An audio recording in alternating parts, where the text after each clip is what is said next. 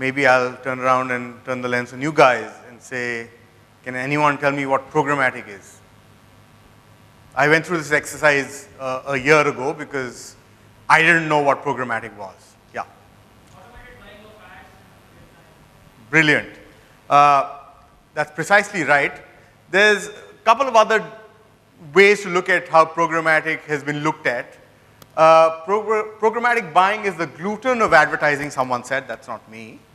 Like gluten, programmatic has become a buzzword that many people use, but few really understand. And lastly, they just know it's important.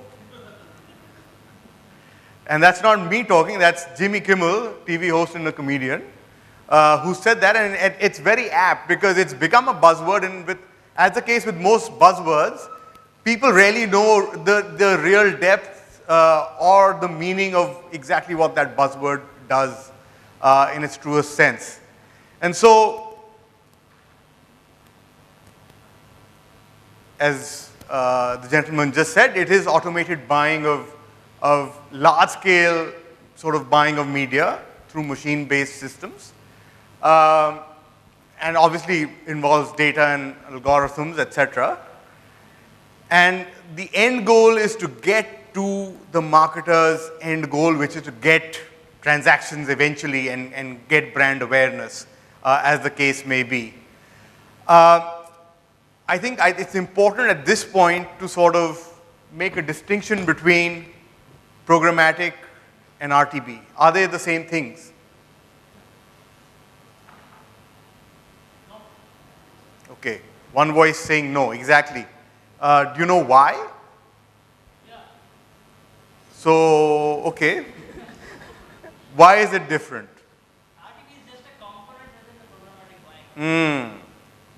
So until now, you know, this term RTB and programmatic is typically used very loosely and interchangeably.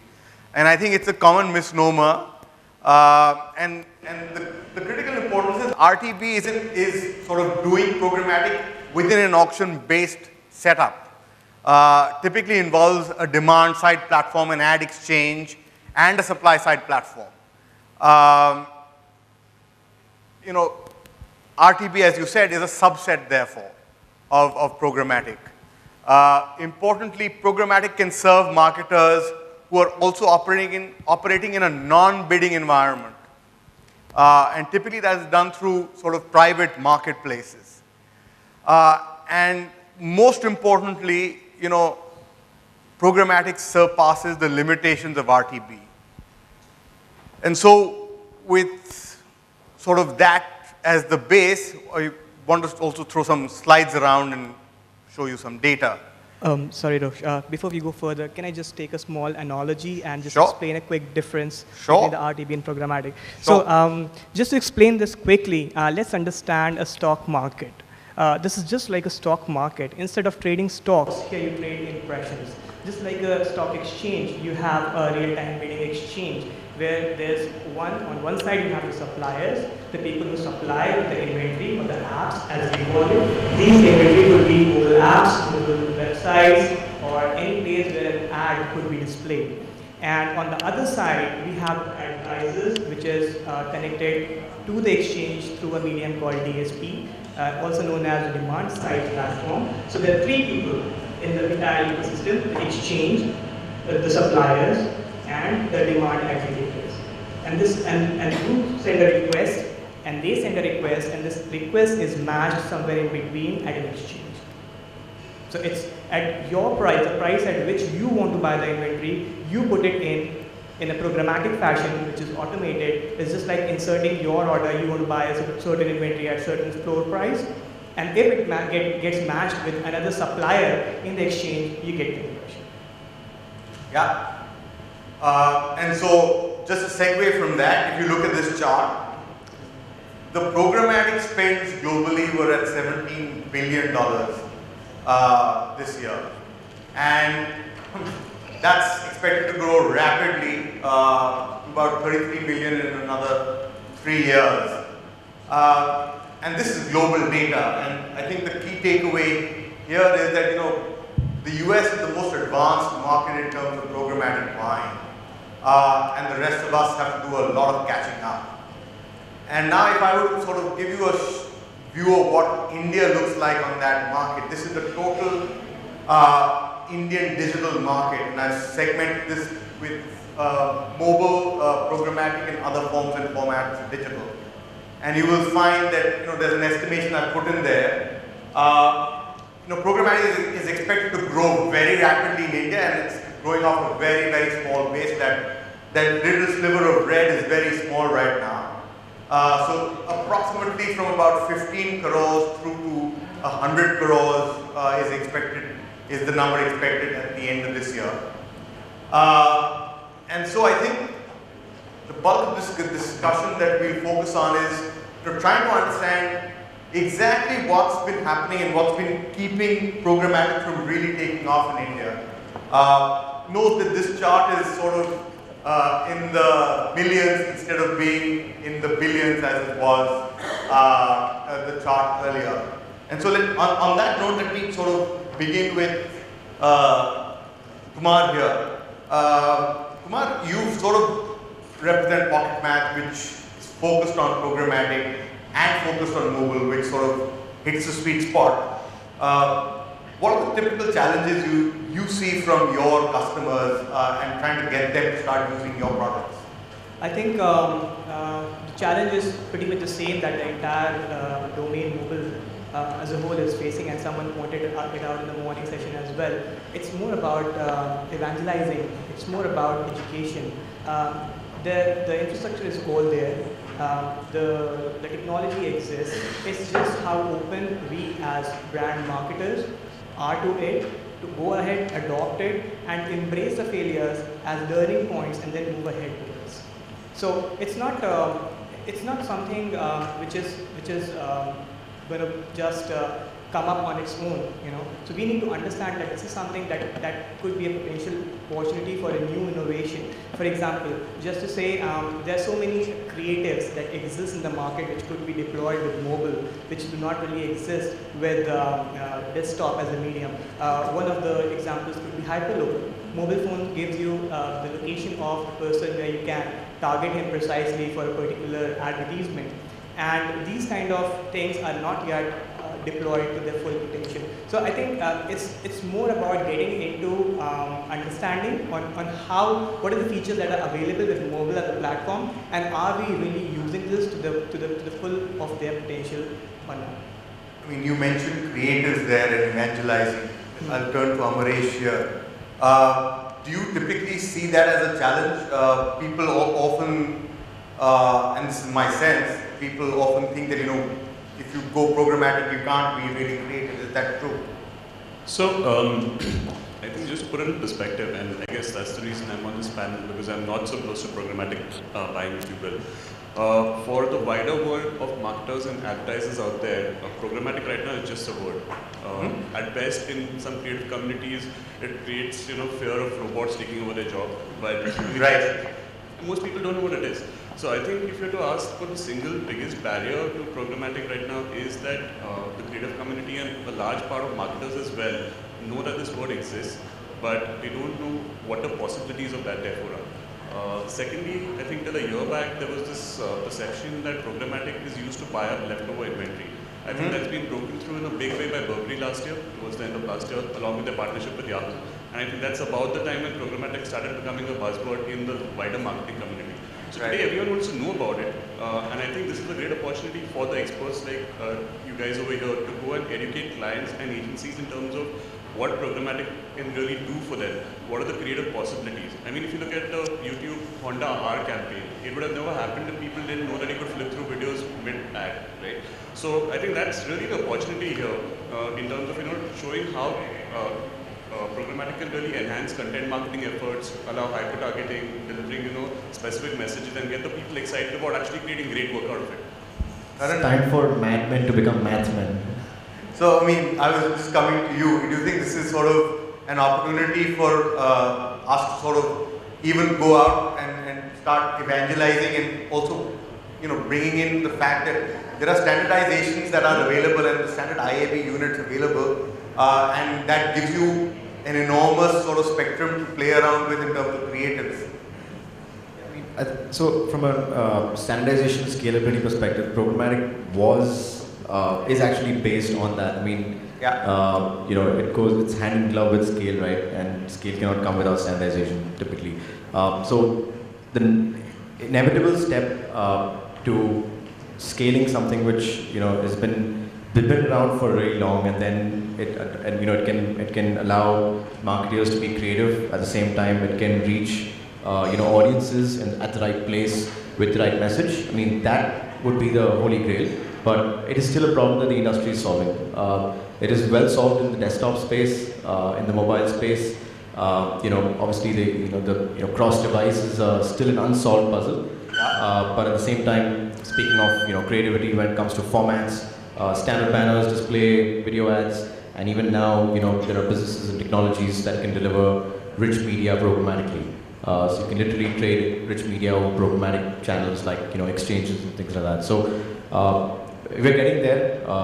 In fact, native is the buzzword in the West. It's a lot of companies and media businesses in India as well are adopting it. At the same time, again, it comes with its challenges because native is something which has many meanings and many definitions, unlike standard banners or display and rich media. So typically, like native would obviously be one of the key components which would be closest to content and have to be scalable. So standardization would be essential and would have to be necessary, where IRB is playing a role now in including a lot of new norms to make that adoptable by large DSPs, exchanges, and publishers in that sense. And so, Kumar, maybe coming back to you, given your experience with the newer world of taxi aggregators, etc., and e-commerce, etc., do you think those are the kinds of players that will start pushing the boundaries and therefore pressing the accelerator in what's clearly considered cutting-edge technology in terms of advertising?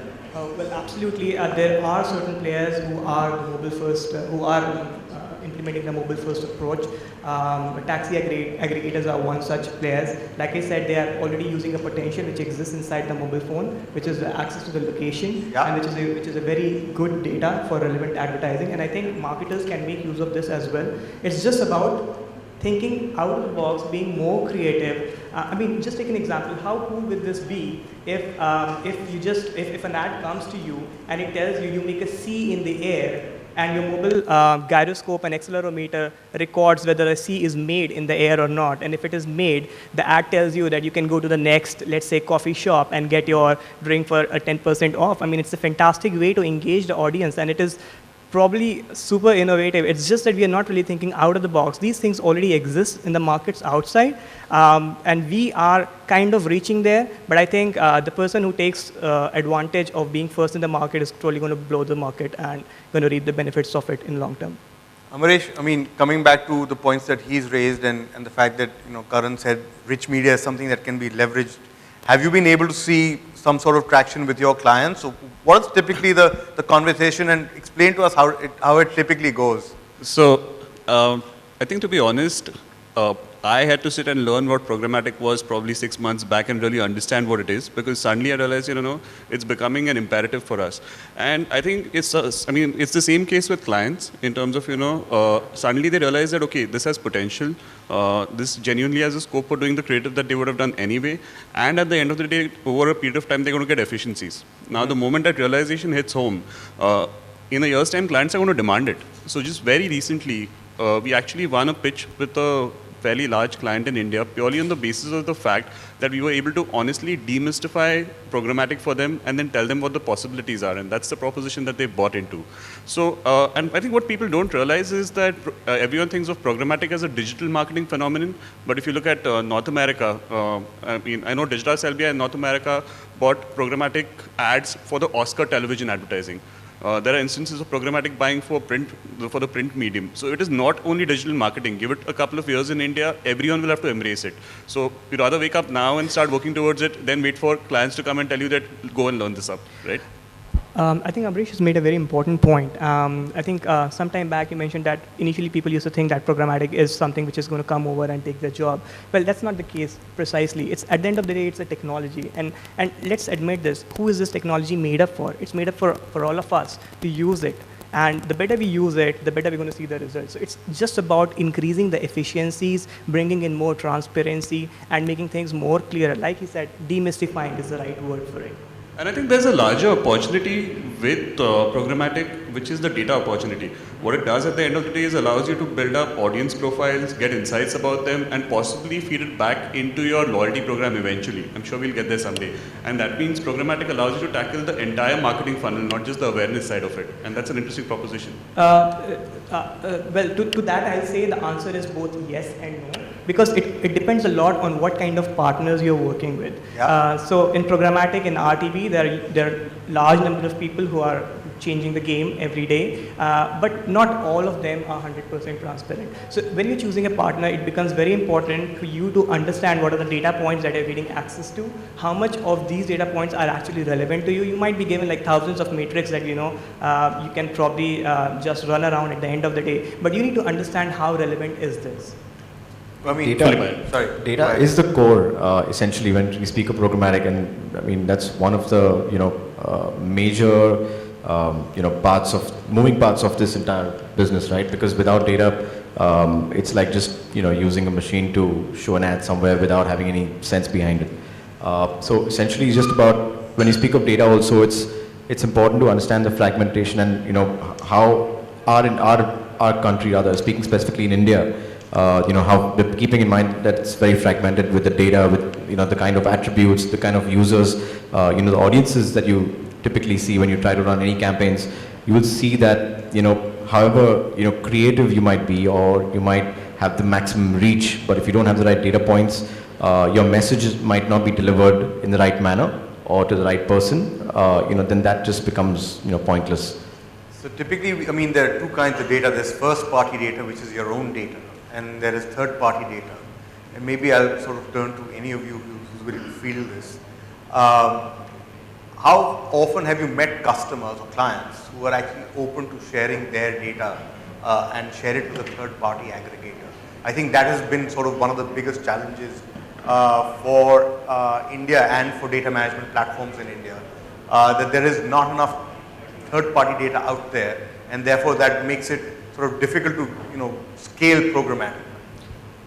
I mean, I think you guys have launched a new product actually a while back. I think you should give your perspective first. Yeah, so I mean, we have a product called RevX, which is a remarketing product, and I think until now we have essentially worked with first-party data because it's literally by dropping cookies and by using first-party device IDs, which we've signed extensive NDAs with each of our clients to ensure, and then they are completely sure that we will not use their data for anyone else. And sort of that sort of is at least our experience in terms of leveraging data. When we have plugged in third-party data platforms, it's not been as effective as we would have liked because there's no real data behind those third-party data platforms, and these are some of the biggest names in the industry. Yet they do not have rich enough India-specific data out there, which constrains us using their services. So just to add to what you just said, I think programmatic is going to play a big role over here because what we do on the programmatic front is dealing with tons and tons of data on a daily basis. Mm-hmm. We have got huge data points.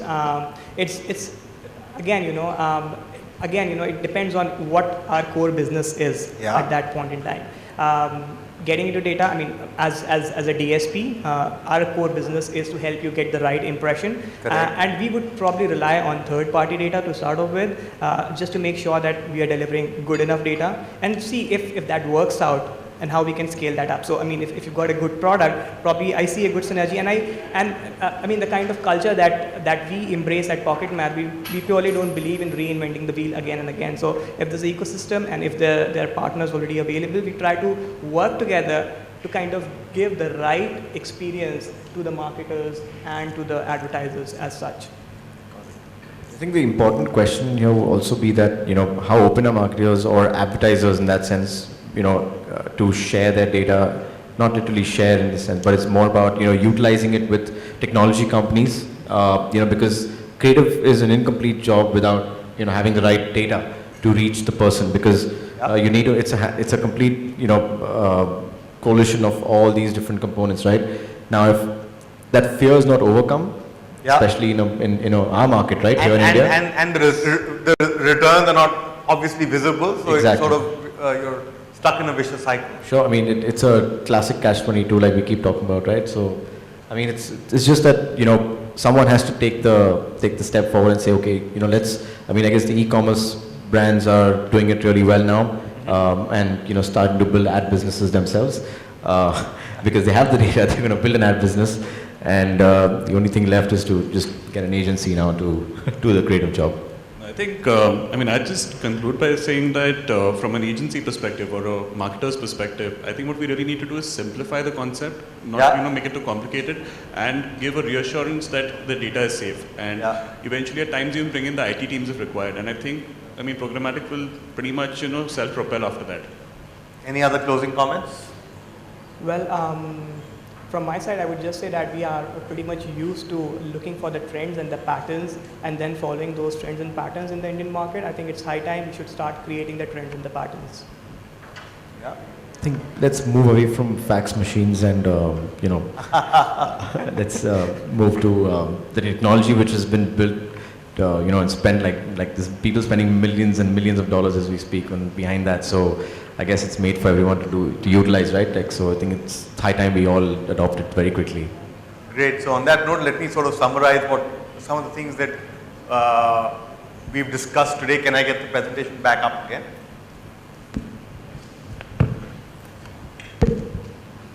So essentially, 4 bullet points that I'd like people to take away. One, programmatic does not constrain creativity. I think that's one key takeaway.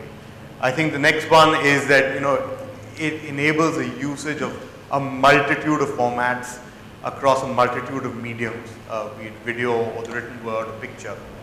And it gives you an enormous amounts of flexibility in terms of targeting across operating systems, across devices, across geos.